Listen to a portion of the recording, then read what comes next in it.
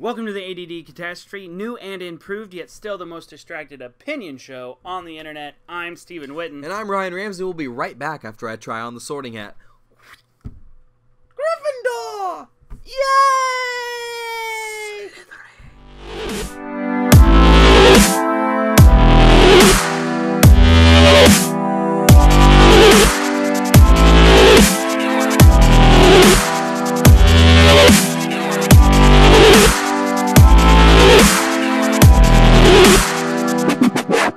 And we're back. Thank you so much for joining us today. I was actually thinking this last week and a half that what are the best fan theories of Harry Potter? Harry Potter is one of my favorite stories of all time. Me too. I've read all 7 books 100 too. times.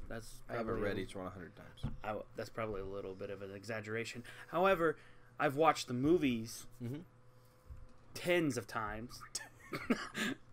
I'm just being realistic on that one. But like, it is still one of the best films, and it's been 10 years, almost 10 years since the last book came out. 8 years. 8 years. Okay, 8 years since the last book came out, and it is still affecting my life today. I was reading fan theories, and I was just like, huh, that's plausible. So really, what I want to talk about is we've read several of the fan theories. So what is a fan theory that you found plausible and intriguing, and which one is far-fetched and completely ridiculous? And we kind of will give our opinions on that, and we'll have to like keep ourselves on track on this one because you and I can both get on rabbit trails with Harry Potter. Okay, first, I would say the most ridiculous fan theory that I have heard is that Draco Malfoy is actually a werewolf.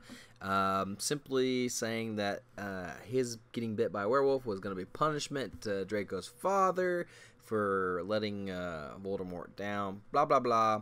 Because the logic for this is that he doesn't have the dark mark in the book, and so he couldn't be. Right. But in the movie, which J.K. Rowling helped direct, and those are canon, he does have the dark mark. So it's ridiculous. It's a bit of a stretch. So that's my ridiculous, not believable one. You go ahead. My ridiculous, unbelievable one is actually, and I remember, okay, and this is going to be letting out a little bit of a confession. I was at a wedding this last weekend, and Yes. I was bored. Tell me about it. And How did that make you feel, Stephen? Well, I was flipping through my phone as I usually do when I'm bored, Yes. and I actually came across this theory, and my wife, who was sitting next to me, read over my shoulder this theory of McGonagall being a Death Eater, and she put her hand out, because we were at a wedding, we weren't allowed to talk, and she was like, that's what she said. She was like in my ear, that was a terrible theory. And I agree, it's the most ridiculous. Now, their evidence is that McGonagall disregards Harry's safety throughout most of the series, and it's really evident in the very first book when she insists that Harry should be a seeker on the Quidditch team and give him the fastest broom on the market.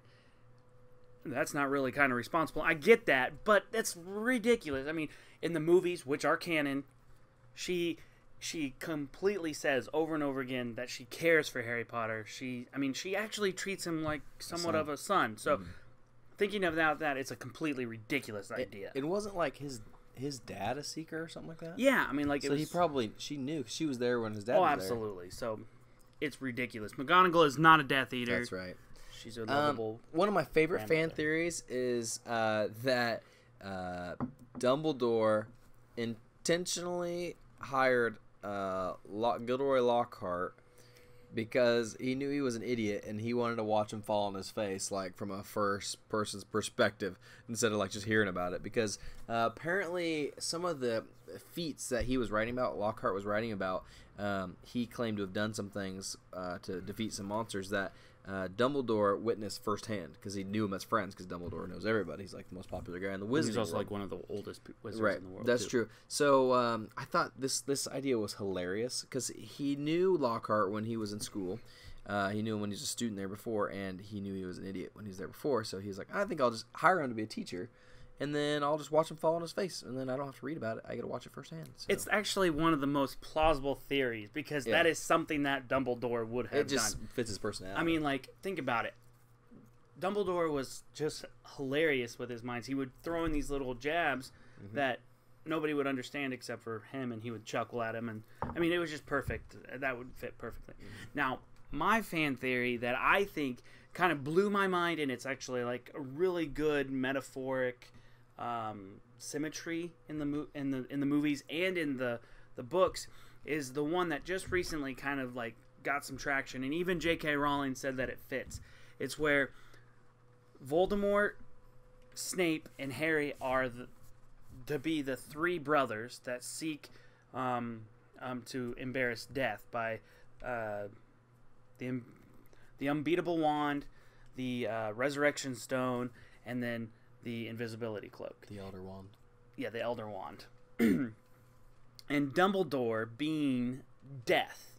So Voldemort was, Dumbledore had a hand in each of those things. So, like, right there, it's very plausible in my mind. Remember, this is all a theory of being a metaphor. So it's not like she wrote it that way. It was just that it happened that way. But it's very much like... So I guess it's not really a theory necessarily, but it like fits the story so well. Like, Dumbledore had a hand in Snape because Snape's life being, in love with Lily Potter and everything like that. And then Harry, of course, Dumbledore's hand was all over Harry's life in that. And so it just made sense. When I read it, I was just like, my life changed a little bit. I'm like, this is like, metaphorically speaking, metaphors everywhere here. So, I mean, like, this theory really kind of like opened my eyes, like, that, and it kind of... This is very dramatic, Stephen. It is.